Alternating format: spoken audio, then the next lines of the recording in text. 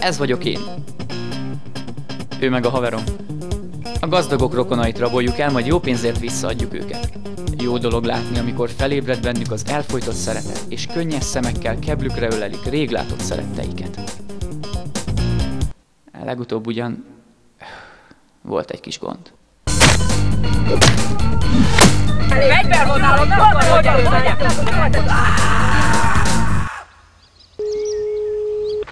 Igen? Itt a kedves lánya. Ugye örül? Lófaszt! Tartsák meg! Kell a faszomnak! Mi? Jól hallottad. Azt mondja, tartsam meg. Mi mindent fúj erre a szél? Hamarosan hazamehetsz. Mi a fasznak? Hogy lássam a részeg mostóanyámat, ahogy összehúgyozza magát? Igen, Bob. Hogy állunk? A kampányhoz pénz kell. És már 5 napja nincs meg a lány. Hallja, mit kell tennünk? Túlszabadítás, megtalálni a lányt, túlszejtőket megölni. Kezdjenek telefonálni.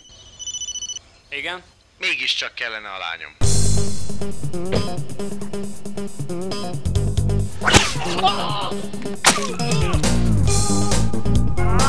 Ez megharapott, bassz meg!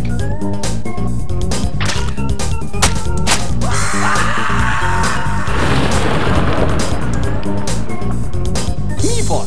Mire hoztátok vissza? Mert elbasztátok a papírokat.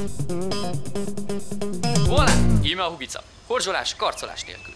Kicsit koszos ugyan, de semmi sérülés.